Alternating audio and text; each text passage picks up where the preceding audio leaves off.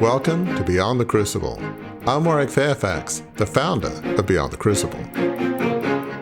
Often the keys to moving forward is to look backward. Think about when you were a kid. You could be maybe 6, 7, 16, 14, it doesn't matter. What did you daydream about? What did you enjoy doing?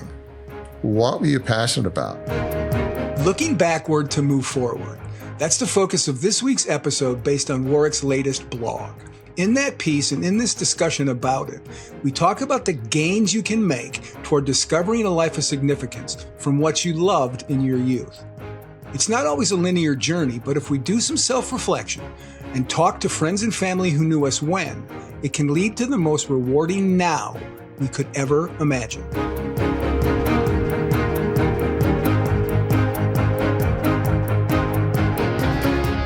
Welcome, friends, to this episode of Beyond the Crucible. You have dropped in on an episode that we do once a month that features a blog that Warwick has written. It's a very interesting subject that we hope will help you cast your vision for a life of significance in a place you might not expect. That's a teaser for what we're going to get into. Warwick, I will say this about this episode. This is one where you needed to go back to help others find a way to move forward, right? Yes, absolutely. That is so well said. So that being said, what led you to write this blog, which you titled, Find Your Life of Significance in the Hopes of Your Youth? Those things may seem a little contradictory, but how do you do that? What led you to write this particular blog on this particular subject? I've been reflecting recently on the connection between my hopes and dreams, my passions, the things I was thinking of when I was growing up with what I do now. And it's interesting. Often life is easy to understand looking backwards. Right. To see the connection between who I am now with who I was when I was growing up. And so I began to see that some of the things that I was really passionate about when I was growing up and, the dreams that I had, is what I do at Beyond the Crucible. I began to see connections between these different themes. For me, it became useful to connect the dots between what I do now and who I was and what I was dreaming of, beliefs and passions when I was growing up. Yeah. And so I'm going to ask you in a second to talk about what those connections were between what was going on with you when you were growing up and what you do now at Beyond the Crucible. But before I do that, it's important to note, we're not just talking about Warwick Fairfax and his experiences, right? This is applicable. What we're going to talk about in this episode is applicable to everybody else. So I would encourage, as you hear Warwick talk about what we're going to talk about here, will prompt you to think about those things for yourself. That's fair, right? I think really my story, it's an illustration, a parable, albeit almost a crazy illustration, since it just seems so different between what I was thinking of back then and who I was and my dreams and hopes and what I do now. But I think, we're going to extrapolate more generally in terms of what can help really anybody think of who they want to be in the future by connecting with who they were in the past. So it's really, we're starting up by talking about my story is really almost an allegory or a parable that then hopefully will illustrate sort of the more general points that we're going to get into. Awesome. So spin that yarn, spin that parable, talk about those connections in your life that have elucidated this point that we're talking about this week. Well, once upon a time in a land far, far away. If any Star Wars fans out there, but no, I didn't grow up on another planet. But no, I grew up in Sydney, Australia, and I grew up in a wealthy 150-year-old family media business. And it was founded by my great-great-grandfather, John Fairfax, a person of great faith. And by the time I grew up, it grew to be a huge media company with newspapers, magazines, newsprint mills, TV, radio stations. We had the 3 major papers in Australia, the equivalent of the New York Times, Wall Street Journal, and the Washington Post. So I felt growing up that it was my duty to go into the family media business And so I did my undergrad degree at Oxford, like my dad, worked on Wall Street, did my MBA at Harvard Business School. And when my father died in early 87, I felt that it was, my duty to do something about the challenges I felt were in the company. My father was in his 80s when he died, and I was a child of his third marriage. And I felt the company wasn't being run well or run along the ideals of the founder. So I launched later in 1987 a $2.25 billion takeover to try to deal with these issues. And things went wrong right from the beginning. We ended up having too much debt, and the company had to file for bankruptcy 3 years later in 1990 when Australia got in a big recession. So this is obviously a very traumatic event, not so much because of the, financial loss, which was obviously a lot, but feeling like I'd lost this, 150-year-old family business founded by a strong person of faith, which I was and am, and feeling like that my father, down my parents, thousands of employees, family, it was even God down in some strange sense. I felt like God had a plan and to resurrect the company in the image of the founder. And I kind of blew it. Whether that's the case or not is another question. But all that's to say, it was pretty traumatic. And so now what I do is I have a podcast, this podcast, Beyond the Crucible. We just celebrated our 300th episode. It's in the, which is a big deal. Not many people, 1.79% or some percentage get to that point. So it's amazing. And we're in the top 5% of global podcasts. I write blogs. We post on social media. In 2022, I wrote Crucible Leadership, which was a Wall Street Journal bestseller. So you might look back and say, well, what possible connection could there be between growing up in a family newspaper business, a very large one in Australia, and having a podcast and a blog and writing a book, Crucible Leadership? I mean, it seems so different. But what's interesting is, as I look back, I dreamed of being in a role in the family media company where people would feel cared for, where they would feel that working for John Fairfax Limited, that was a safe place, where they would feel fully appreciated. I mean, that was always the history in our company. When my great-great-grandfather, John Fairfax, died in the 1870s, his employees felt they had lost a kind and valued friend. There were no worker rights laws back then in Australia or pretty much anywhere. So, I wanted to really make sure that legacy was continued, if not strengthened. And some of those ideals of the founder were kind of really gone back to and just, strengthened even more. So that was a huge, really passion of mine growing up.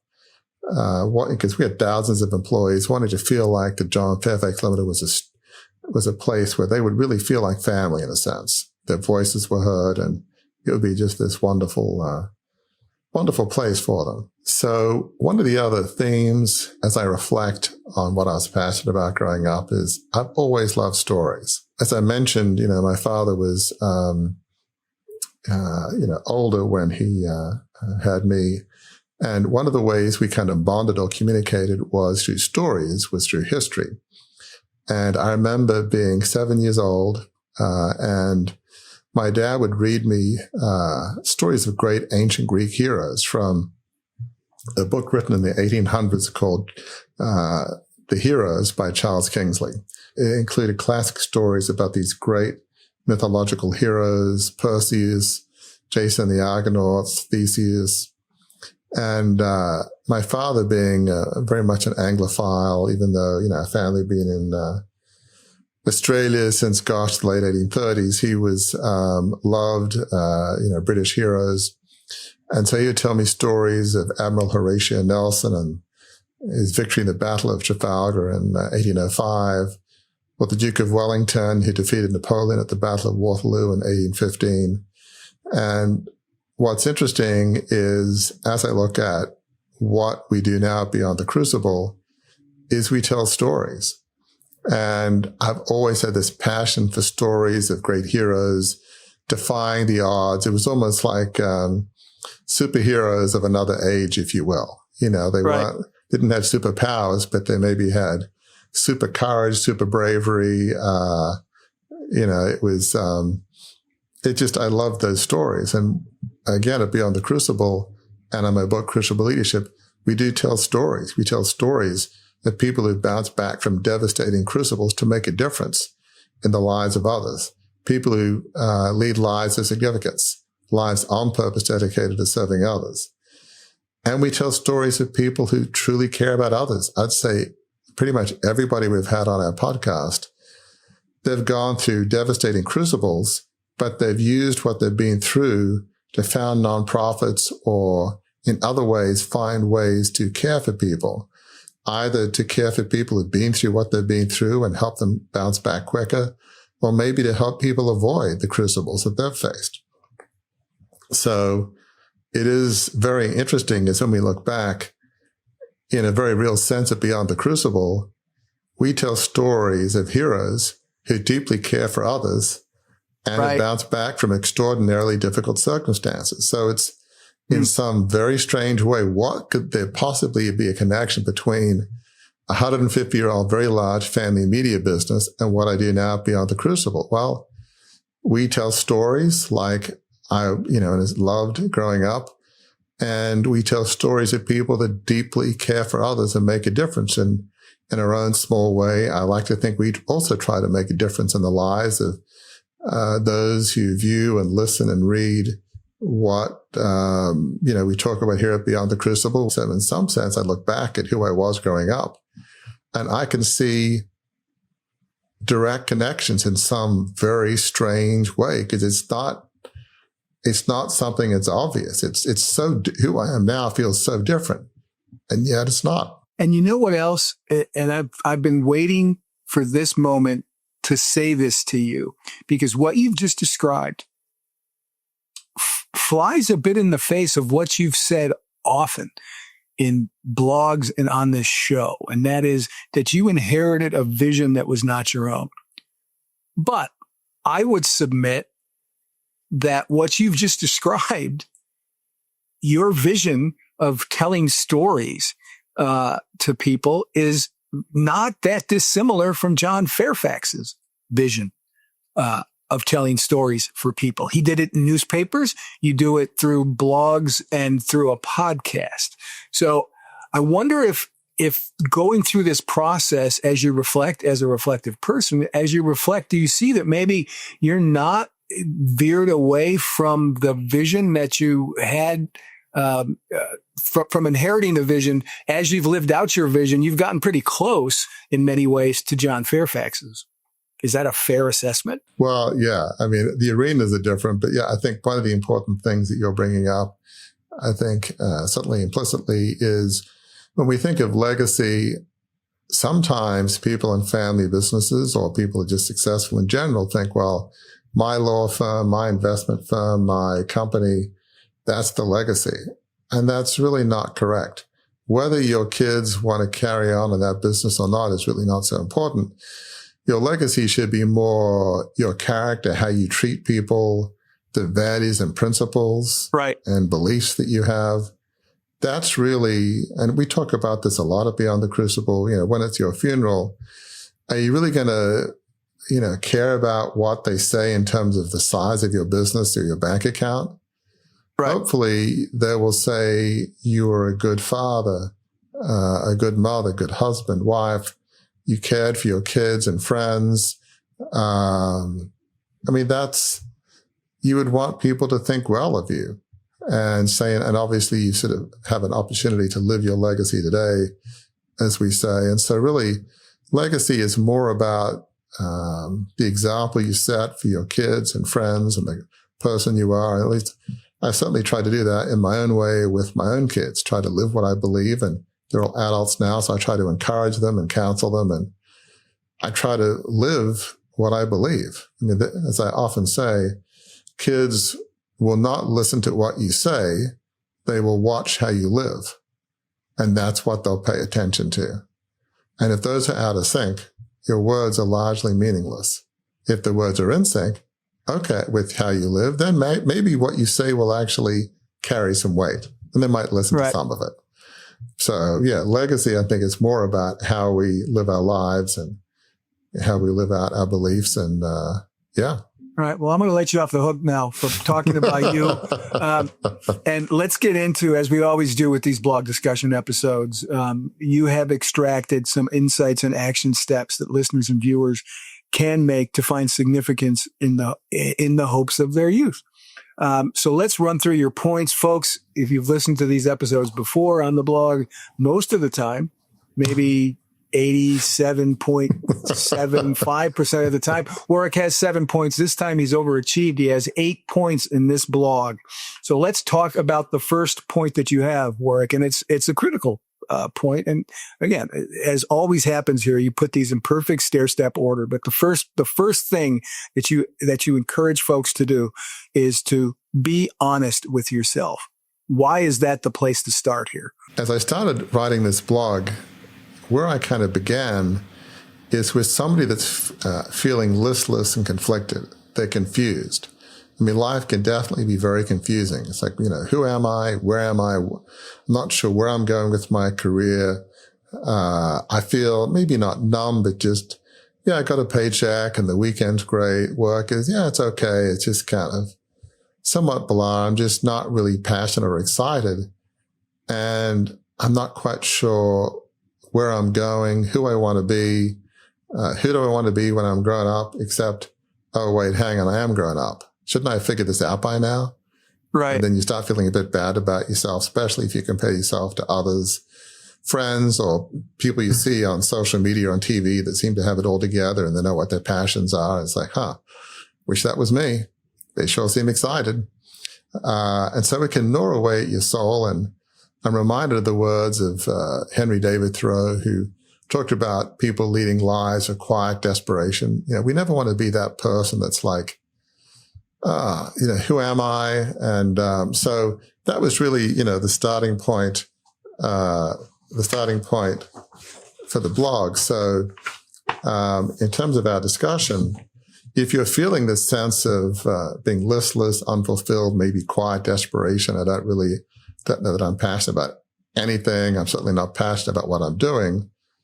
You got to be honest with yourself, because very often it's like, I'm going to, as one of our guests said, bury those feelings in the basement. I'm just not going to feel my feelings. So rather than saying, I'm just not going to think about it, I'm just going to numb the pain with sometimes the things that are not helpful, or I'm just going to live for the weekend, be honest with yourself and say, look, I don't like where my life is. I don't like where my life is going. I don't feel fulfilled. I feel like I'm coasting and I want more out of life. Is this all there is? There's got to be more. So be honest with yourself and just say, kind of like Houston, I have a problem. I don't like where my life is going. I may not know where I'm going, but I just don't like it. Maybe life isn't awful. It's not like a 9 out of 10 crucible. Maybe it feels like a 3 or a 4 in terms of that sort of a like numbing pain. It's not like acute. Let's go to the emergency room, but it just feels like a numbing pain that's just this numbing headache that won't go away. So just be honest with yourself and admit that there's a problem. The second point in the blog, following off the first point about being honest with yourself, is this, and this is the sort of the linchpin of this whole discussion. Start reflecting on who you were when you were growing up. What does that look like and why is that so important? Well, this is not obvious. So you might say to yourself, I don't like where my life is going. I feel like I'm leading a life of quiet desperation. Okay, but why should I look backwards? What sense does that make? I mean, how can that help me? So that's where it actually can, because often the keys to moving forward is to look backward. Think about when you're a kid. You could be maybe 6, 7, 16, 14, it doesn't matter. What did you daydream about? What did you enjoy doing? What were you passionate about? And don't worry if those ideas and dreams seem impractical. I wanted to be an astronaut or, whatever. I want to be a cowboy or, whatever the dream is, it doesn't matter so much as first start with asking yourself, what were those, dreams, those childish dreams and hopes? Just think about those things. Think about strands of ideas you had, things you liked, games you liked to play. Just think about those, about who you were, what you daydreamed about, what you loved doing. Forget whether they were practical, forget whether it makes any sense, but just go back, relive those those childish dreams, those childhood dreams, and just step back in sort of the time tunnel, so to speak, and remember those dreams and those hopes and who you were back then.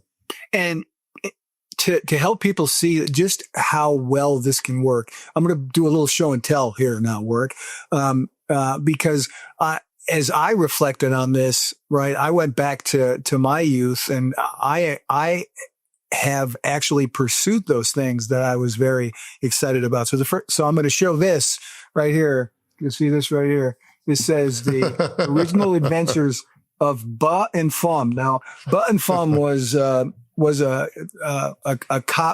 cop shows were all the rage in the 70s when I was growing up, right? Super cop shows. And I created one for me and my friend. That's my friend Billy Fumo right there. That's me over there. And I, on an electric typewriter that my mom bought me when I was 10 years old, I began to write scripts for us to act out in our neighborhood. And I have in this folder the actual script. There it is right there. Wow. The scripts and the date, if you look at the very top, you can see the date there. Maybe if you can't read it, the date is 1976, in April of 1976, almost 50 years ago. I sat in my house and so loved the idea of arranging words into sentences that I typed scripts. I created scripts for my friend and I to act out in the neighborhood. Over the course of those next 50 years, I had a career in newspapers. I have a career in public relations, all involving stringing words into sentences. I've written 5 books, or co-written 5 books. The most recent one just came out in January of this year. And it's an example. I say all that to say what you're talking about is it works. If you go, as I go back and trace those things, I'm fortunate that I followed through on those things. I leaned into those things as I was growing up, but you can truly find what you feel you were destined to do in what you discover as you think about yourself as a younger person. Any thoughts on how applicable this is to what we're talking about here? That's so cool. Bar and Fum. That's awesome. Yes.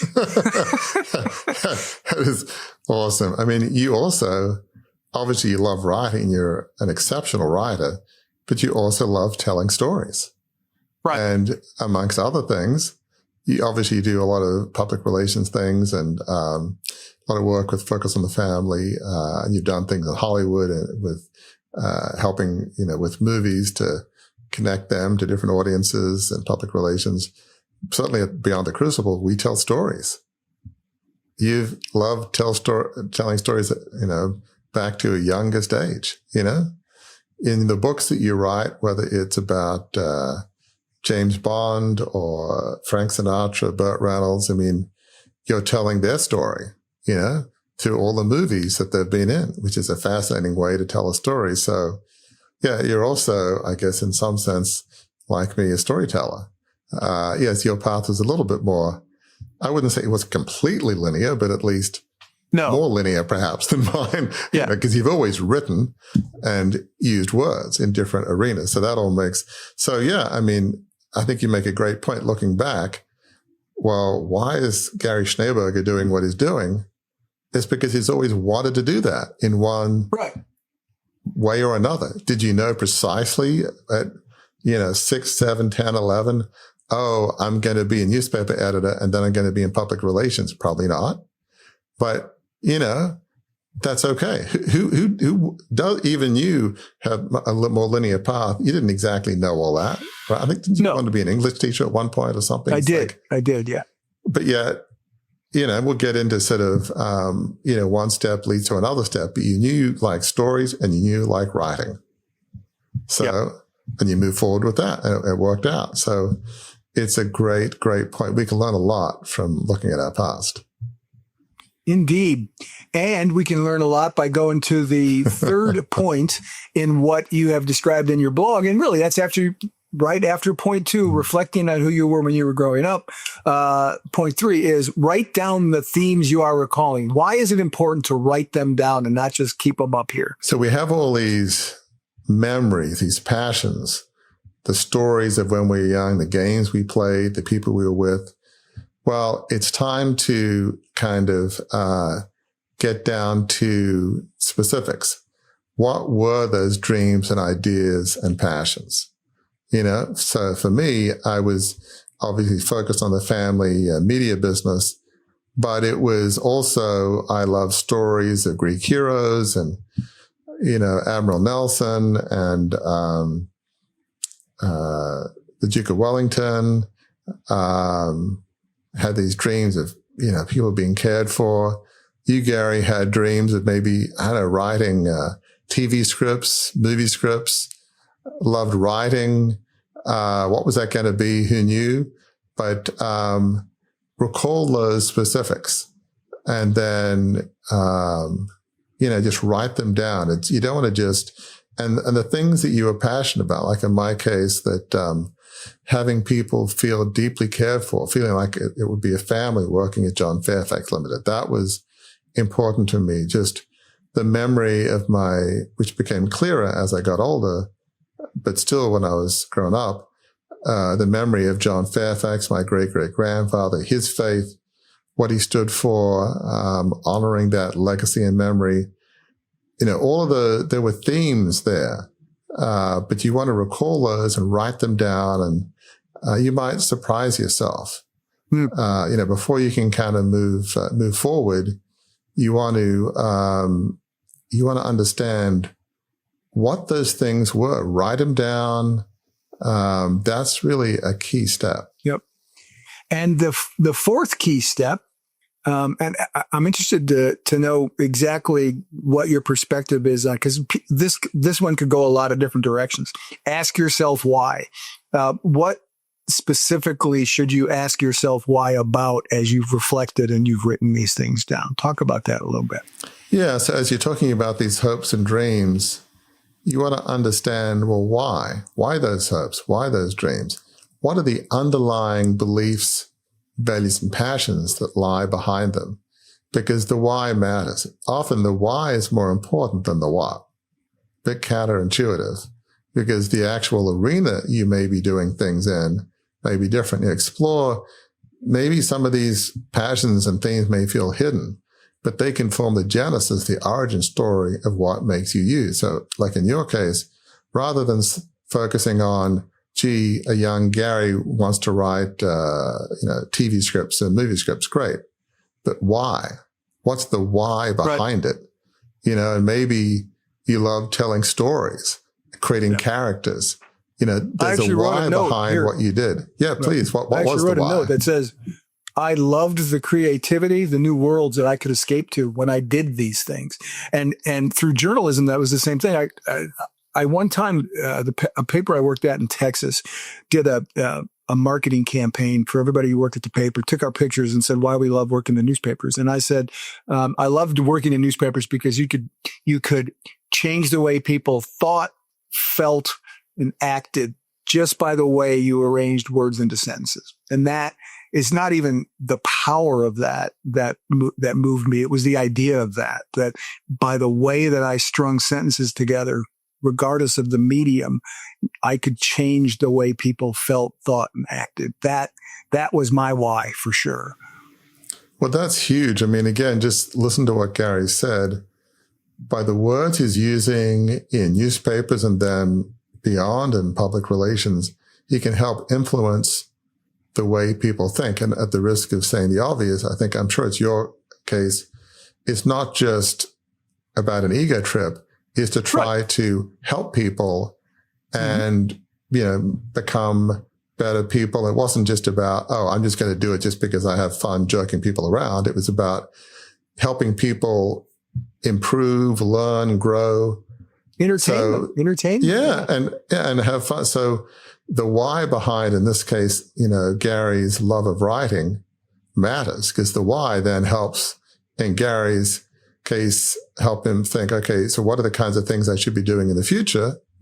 Well, the why can influence that. And obviously Gary knows well what he enjoys doing and what he wants to do, and he's doing it. He doesn't have to do too much reflection anymore, but you're on track is if you ask yourself every day, every year, gee, am I telling stories that help uplift people and entertain people and somehow further them along their journey?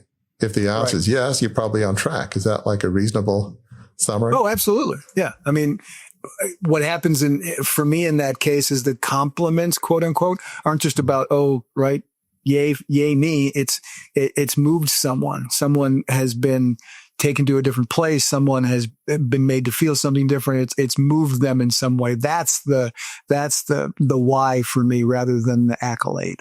If that makes sense. And so the point about this in this discussion is, imagine getting to the point where Gary is, where he's very specific on his why.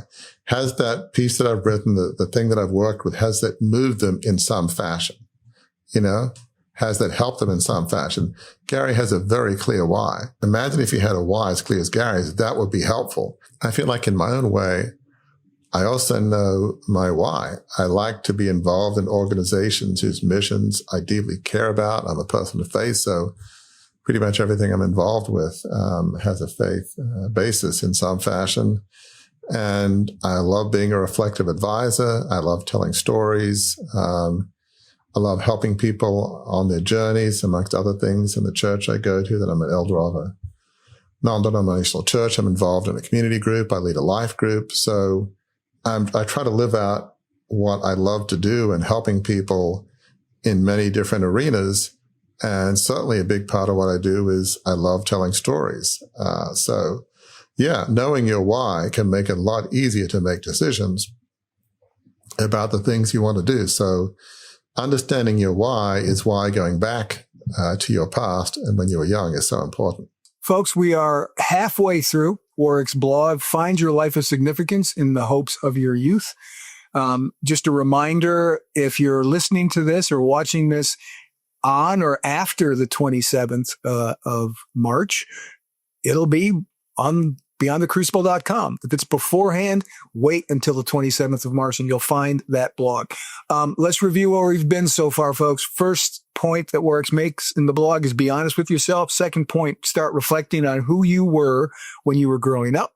Third point is write down the themes you are recalling. And the fourth point we just described is ask yourself why. On to point 5, Warwick. This is a good one. Begin almost an archaeological dig. Love that phrase. To piece those shards of broken pottery together. Talk about that. About even why you use the metaphor of broken pottery, if there's a reason for that here. Yeah, and this is where you need to discover your inner archaeologist. Remember Indiana Jones was an archaeologist. And so there you go. You want to be Indiana Jones? Be the Indiana Jones of your own life. So what I mean by this point is that, you've got different themes of ideas, passions, and beliefs, and they're a bit like broken shards of pottery kind of lying around. And so what you've got to do is begin to connect the dots.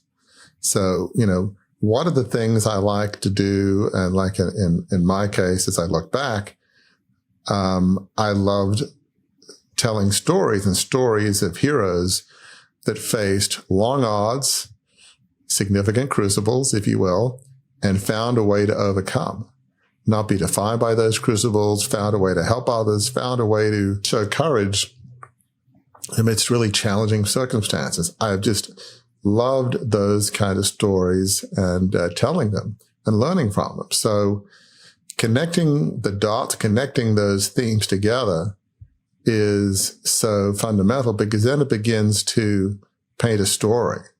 Well, what are those beliefs? what are the key elements to those dreams, and less about the dream itself. I mean, if you wanted to be an astronaut, well, why? Maybe you were, like me, a Star Trek fan, to boldly go where no one has gone before. Right. Maybe it's the voyage of discovery, learning new things. Maybe it's the love of technology, of overcoming problems that nobody seems to be able to solve. What's the why behind being an astronaut, for instance? There's always a why. So, connect those those themes of broken pottery, connect them together, connect those ideas of beliefs, passions, and dreams. Again, focus less on the specific avenue, but what lies behind it? What's the why behind these passions, beliefs, and dreams? And are there 2 or 3 or 4 commonalities, themes that keep coming up? For both Gary and I, we have implicitly, if not explicitly, outlined our 2, 3 different themes that connects the dots, that help us make decisions in the future. And I sadly didn't really do that after the whole takeover thing failed. It really didn't occur to me at the time. It's only more recently. As I said, life is often easier lived backwards in one sense, but now it's clear to me. But so just connect those themes, connect those ideas together, ideas, passions, beliefs, and dreams, and you might feel 2 or 3 unifying themes that you'll find, I think, potentially very illuminating. And then point 6, after you've done all of this work in and on yourself, your 6th point is this: talk to friends and family who knew you back then.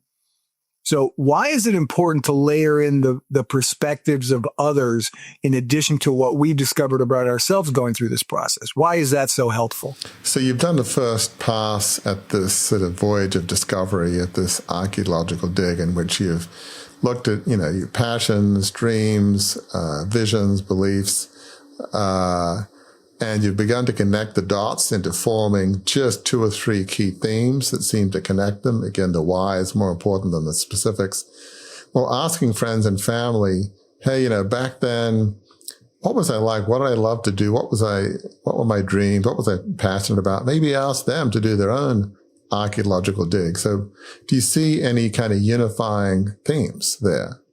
Now, my guess is, Gary, if you asked some of the kids you knew back then, they might say, well, Gary, loved telling stories. He was always dreaming about just different things, and he just loved words. And I'm sure it wouldn't surprise you if you asked them, what was a young Gary like? Obviously they would know you well, but it wouldn't surprise you what they came up with. I think not now, but X years ago, maybe it would have, who knows? But it would certainly be illuminating. They would, I think, probably affirm what you've said and maybe add some things, some color, some shadings that maybe you hadn't thought of. Yes, indeed. And maybe, back then people would have said that about me. But it can certainly, hopefully, turn that impressions painting into more like photorealism, or just add layers. And maybe there are areas that you might totally miss. You might have thought, you know what? I never thought about that. It's really unknowable, but it's absolutely important to try, because maybe they'll add 5% to your knowledge. Maybe they'll add 80%, but they will certainly add some. So it's absolutely important to do that. And then, folks, we move on to point number 7. This is a long one, but it's a good one. And that's this: start thinking about one step, one idea, one way forward to exploring what it would be like to be you, the real you, in living out those ideas, beliefs, and passions today. Warwick, we talk about this all the time. You talk about this all the time. What's the one first step, the one little step that you can take to start to make your vision a reality? Why is that so important in this exercise as well? Sometimes trying to figure out what you want to do in life, where you want to go in your career and life in general, whether you're 25, 45, 65, whatever the time in life you're at, it can be daunting. It can be confusing. It's like, I have no idea. What is it all? I just don't know what it all means. But what's helpful is to think about, okay, what's one step forward? Okay, I've got an idea of my passions, beliefs from when I grew up. I've done my Indiana Jones archaeological dig. I've connected the dots. I talked to friends and family. Yeah, I've got my 2 or 3 themes. Do I know the exact profession, the exact business, in the exact location? And no. But it's one positive step. It might be talking to somebody. It might be, it could be a job you might want to ask a friend about. Hey, I don't know much about what you do, but can we have lunch? Can I buy you coffee? Can we just get together? And I'd love to hear more. Just begin taking baby steps. And I think for me, after the whole family business went bankrupt, and in the 90s, I ended up having a job at an aviation services firm doing some financial analysis and then some marketing analysis. And that was more, it was less of, let me find my dream job. Let me just find something to do that, earn some money. But then when I went to a woman that did mid-career executive coaching in 2003, she put me through a whole battery of assessments. And she said, Warwick, I think you have a good profile to be an executive coach. And of course, I didn't know what that was. She said, well, you're curious about people. And I'm not even sure she said that, but she just basically said, and I just had this gut instinct. I thought, you know what? I think I would love to learn about executive coaching because they're asking questions about people. They're trying to help people. Something intuitively felt right. And so I went to an International Coach Federation conference in Denver, my first one, and I became a International Coach Federation certified coach. Was that the end of my story? No. I don't do as much coaching as I did back then, but it was a key important step that ended up after a few more steps leading to what I do now at Beyond the Crucible with my blog, podcast, and my book. But did I know that was going to lead here? Absolutely not. But it felt like a key next right step in my journey of being more who I was designed to be. There was something about executive coaching, helping people fulfill their dreams, listening to their stories, caring for them through, the means of asking questions. I don't know that I could articulate it all that to that degree, but something about it felt like this makes sense. I know I can do this. I think I intuitively have the skills with some training. I can do this. I thought to myself, I think I can do this well. So, but did I know what that was going to end up? How could I possibly have? It led to so many other things, but I knew it was the next right step. And that brings us to the bonus point 8. And really, point 8 can be, we talk about this a lot too. Point 8 can be sort of the final point in most of the things we talk about at Beyond the Crucible. And that's this. You got to trust the process, right? You have to trust the process. So talk about why, after we've been through all of these 7 steps before that, why is trusting the process such a critical, indispensable step? Most of us are impatient. We want the 5-year plan, heck, with like a 30-year plan, with Gantt charts and milestones and metrics. And everything is laid out. We don't have to have faith, trust, belief. It's all laid out in minute detail. It's just great. We're just following the plan. It's like assembling Legos or maybe IKEA furniture, right? It's always easy. And sometimes the direction can be confusing, but still, at least there's a plan. Okay. With a bit of trial and error, we can put a piece of IKEA furniture together. We can put Legos together. We can do this. Well, life is not like that. And so, yes, you've got to take that first right step that in your gut is the right one. You've got to trust the process. So in my case, I had to trust the process. Yes, I became an executive coach.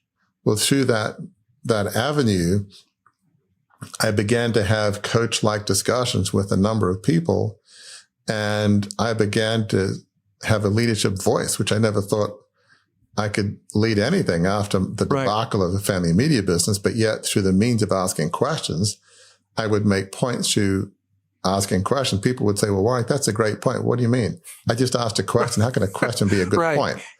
But it can be. But I wasn't in doing this deliberately. That led me to being an elder at my non-denominational church. I was on the board of my kids' Christian school for many years. That eventually, trusting the next right step, when I gave a talk in church one day, a sermon illustration that was talking about what I've been through in my life. When people said, Warwick, that was helpful, I thought, well, how could that be helpful? My story is, nobody can relate to my story. It's just so different. I thought, well, maybe if I can write a book about my story and weave in stories from history and from faith leaders and stories from people in my own family, it really is a book about stories. Surprise, my book, Crucible Leadership, but it's about people accomplishing great things. And at least in my case, maybe it wasn't so much that, but stories of lessons I learned about through my mistakes. So, but each of those things, and then that led to, well, gosh, I've got to have a brand. And so we created a brand. And then, okay, part of getting a book published, which I wanted to get published, is you want to create a social media following. One way to do that is have a podcast. I thought, I can probably do this. I like asking questions. After all, I'm a certified executive coach. And then you and I kind of started that together. And so one step led to another. And so what does all this mean? It means trust the process. Trust that, you've made the right decision for today, and trust you'll make the right decision for tomorrow. Now, when you started off, gosh, I think you worked in the college newspaper in Wisconsin where you lived.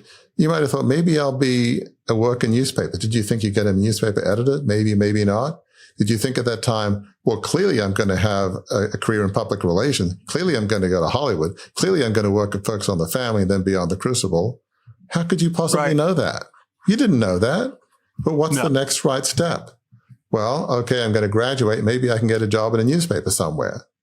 Okay, did you know the plan after that? Probably not. But that's the next right step, right? But you trusted the process and it worked out. So trust the process, and you want to make sure that you monitor the steps you're taking, does that link with your dreams, passions, and beliefs. You want to make sure you keep on track, but you can't possibly have it all figured out. And that's so difficult to trust the process. It's not easy. But what's the next right step? Trust that you will make the next right step when the time comes, and that you will know when that time has come. Yeah. I'll add a little sort of side note to trust the process. And that's this, based on my own story. Don't abandon the passion, right? Trust the process and don't abandon the passion. Because here's my story, right? I mean, you mentioned it just a little while ago. Post-college, right? I graduated from college and it was not easy finding a job. And I was like getting a little bit nervous. And so my brother was a used car lot manager, right? He was a general manager. You're laughing because you're imagining me as a used car salesman. Yes. That was the plan. The plan was, I was going to go, because I was running out of trying to find newspaper jobs. I was going to go learn how to be his understudy and how to sell cars. And, so on Friday though, before the Monday that I was supposed to start with him, I got a temporary newspaper job, temporary full-time newspaper job. A woman was going on maternity leave and they needed someone to come in and fill that 3 months, for her. And that woman, so loved her baby that she started back to work. I left the newspaper after 3 months. She quit after one day being back at the paper, missing her child. And I got hired full time at the newspaper. The point of that story there is I gave up on the passion. I abandoned the passion. I thought, okay, I'm going to settle for this because I'm getting nervous. I'm getting jittery. And if I would have done that, and if that would have stood, I can't imagine. Talk about, is this all there is? I can't imagine what my life would be like today. That is a haunting story, because you could have, in an alternate universe, led a life of quiet desperation, being a car salesman. Nothing wrong with that. Right. And not being a writer. You could have led a life of, is this all there is? Right. Let me live for the weekend. At least on the weekend, I can watch, the Cubs or, the Packers. That's not always exciting. That's not neither one of those pursuits are always happy either. But can you imagine if that's all there was? Right. You know, that would be sad. And it's not about your favorite sports team. Those are sort of like fun things to do in life, but they're not all of life. You know, that's just part of life, you know. So that's really a very important point you're making. And in my case, when I was working at this aviation services firm, I was getting good performance reviews, but I just had is this all there is moment? And being a person of faith, and I don't journal every day, but I journal every once in a while when I feel the need or the call. Right. And I had one of those moments back in, I guess it was 2003. And I remember as I was writing, I felt like God talking, not audibly, but sort of just in that sort of quiet, deep sense that you sometimes have. I felt like God saying, Warwick, you're playing small. You're not using all the gifts and abilities that I gave you. And it wasn't so much that, this is all beneath me. I'm a Harvard MBA. It was more like, I'm not using all the gifts and the abilities that I had. I couldn't articulate quite what that was. Hence, a friend knew this woman that was an executive coach that dealt with mid-career transition. And then, as I mentioned, became an executive coach and went from there. But I made a decision that I was not, I didn't audibly think this to myself, but I wasn't going to live a life of quiet desperation. I was maybe, what was I back then? I was probably in my early 40s, I guess I was at that time.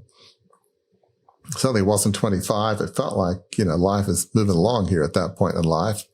Great. But, it was kind of what it was. And it's like, okay, I'm just not going to sit here for the next 20 years. Getting good performance reviews, great. But that would have been different, but as equally haunting as you being a car salesman. But nothing wrong with either of those jobs, but that would have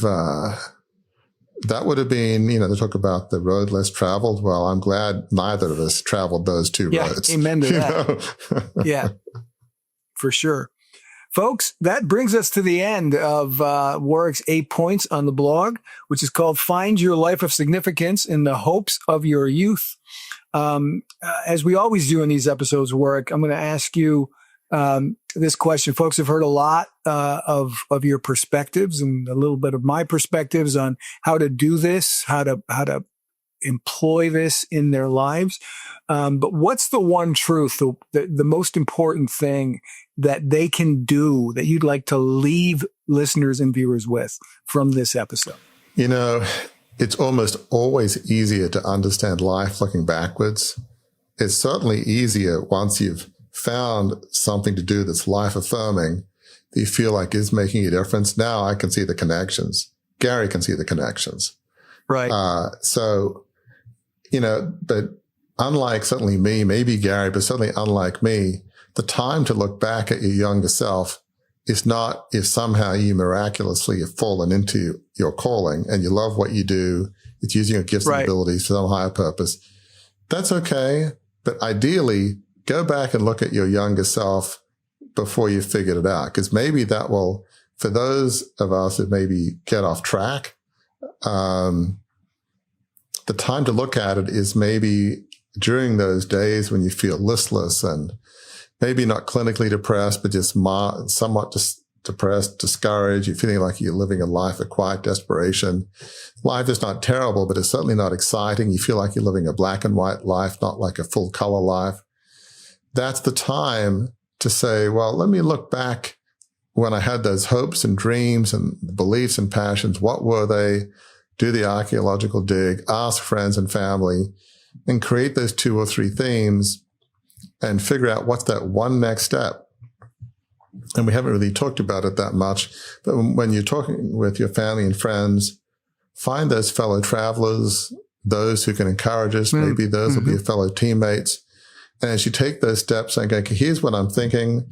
Maybe you can find a fellow traveler who knew you when you were young. That would be pretty ideal in this particular case. So, help me kind of hold to the dream and not abandon it. And help me hold to who I am, what I believe, and the things I love to do, and help me figure out, okay, I'm on this first step. What about the second step? Does this make sense? They might say, I really think it does. Or might say, I'm not seeing how this step 2 really links to what you're passionate about. It seems like there's a disconnect. And, they can help encourage you and sift through. And so fellow travelers can be very useful. So I think really what we're saying is that there's a whole lot that we can mine when we go back and look at our passions, beliefs, hopes, and dreams, figure out those key themes, and then begin to take steps forward that, give you a vision that's life enhancing. And it's important to note that when we talk about that kind of vision, we believe that joy and fulfillment only come through living a life of significance, a life on purpose, Right. dedicated to serving others. So if you say, well, I believe my hopes and dreams lead me to living a self-centered life, it's all about me and all about getting money, I would argue I'm not really sure that that's the true you. The true you, I mean, for most people, dreams tend not to be all about themselves. Again, that kind of hope and dream does not lead to a happy, fulfilling, and joyful life. So I think it should be clear and hopefully obvious. Connect those dots into a life-affirming vision that leads to a vision of a life of significance where you focus on helping others. And you want fellow travelers that make sure that as you're building these blocks together, that you're going to be focused on how can I help others in some fashion using the skills and abilities that I have? What's the next right step that will help me live this life-enhancing vision that does in some way care for others? Friends, I've been in the communications business long enough, not the car sales business long enough. I've been in the communications business long enough to know when the last word on the subject's been spoken, and our host, Warwick Fairfax, just spoke it. As we always do on these episodes about Warwick's blogs, he has been kind enough to craft 3 questions for us to reflect upon. First question is this: who were you when you were young? What were your hopes, dreams, and beliefs? Reflection question number 2. Write down those themes of both dreams and ideas and the beliefs and passions that lie behind them. Connect the dots between these ideas and beliefs to form strands that make up the core part of who you are. And then the third question for reflection: decide on one small step forward to begin to live in light of your dreams, beliefs, and passions, to reclaim who you were and really are. That's important. Can't stress that enough. To reclaim who you were and who you really are. And then talk to one person about what you are thinking about doing, someone who could be a fellow traveler in your journey, someone who could encourage you or perhaps be your partner on the journey. Folks, that's going to wrap up this episode of Beyond the Crucible. We will see you next week, where we'll have another story of someone who has not let their worst day define them.